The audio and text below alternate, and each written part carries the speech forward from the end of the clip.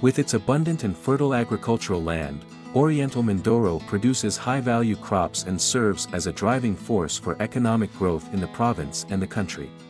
But the province, like many others, is very vulnerable to climate-enhanced weather events. Building on the province's agriculture development plans, the Global Green Growth Institute, or GGGI, supported Climate Resilient and Inclusive Green Growth for Poor Rural Communities project, a project that aims to enhance climate resilience and foster inclusive green growth in Oriental Mindoro's agriculture sector. Mindoro Oriental is a very important region for the Philippines, and particularly as food basket for the national capital region. However, the farmers have a hard time. They are facing typhoons, they're facing climate change, a lot of risk in the agri-sector. GGGI, in collaboration with COICA and the local government, prioritized to establish better processing facilities for banana, for coconut, for seaweed and for calamansi. We also have provided capacity building for marketing, including also the development of a provincial agriculture center. We're very proud of this project and we hope that it will provide long-term benefits for the farmer communities in the province. COICA Philippine office has the country plan which describes inclusive and sustainable agricultural development as the top priority area of intervention.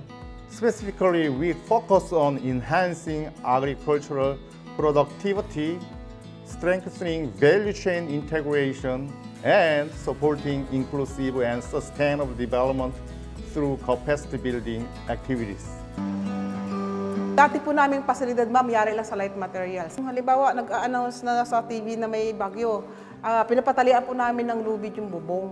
Pero hindi ho kami nakaligtas nung time ni Ursula. Nasira yung mga raw mats namin, yung lahat ng mga products namin. Yung stock namin na 5,000 packs para sa pang-feeding program, nasira po yan. Packaging level namin, ma'am, nasira na. Aming seeds plantation, ma'am, is wash out po yung pagtatanim namin.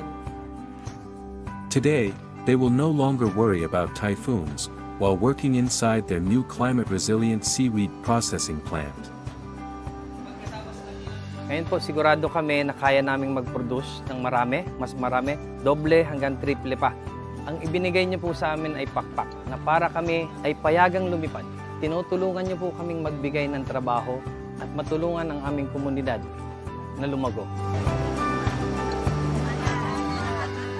Kami nagsimula doon lang sa sinasabing kawali. Kawali lang po yung pinaglulutuan. Sa ilalim lang ng puno. Ang aming patuyuan ay yung katsa na damit. Ako po ay talagang nagpasalamat dahil ang Marba ay isa sa inyo pong natulungan. Kita namin yung magandang gamit sa pag-slice, yung aming magiging lutuan. Ngayon po ay 100 liters na ang aming paglulutuan.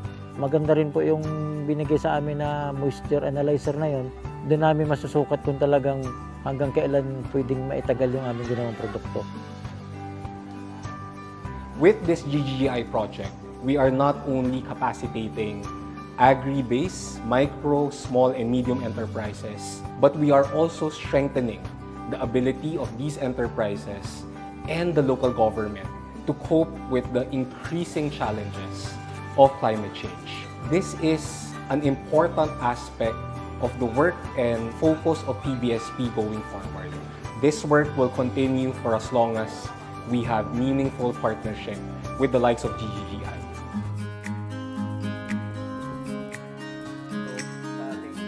Yun ay pinagpapasalamat ko po sa ngayon dahil lang dito po sa bagong pasilidad natin ito, dito magkakaroon ng magandang halaga ang ating mga niyog. Kung magpo-produce na po kami, virgin coconut oil, coco jam, cookies, itataas ko po yan 12 to 15 pesos per nuts.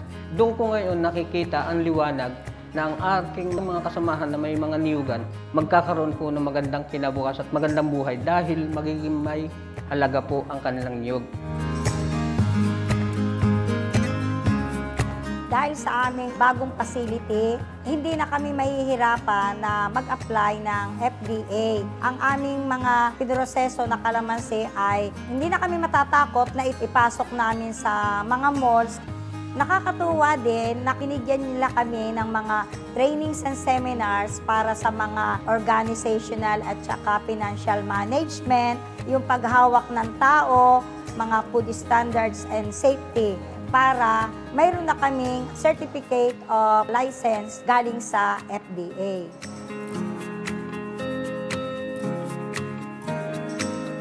All these services will help capacitate our farmers by enhancing their access to climate-resilient agricultural production technologies, promote value adding. It will also generate higher income from farming, and it will enhance and make their livelihood more sustainable and therefore empower our farming communities and increase also their adaptive capacity to climate change and natural calamities.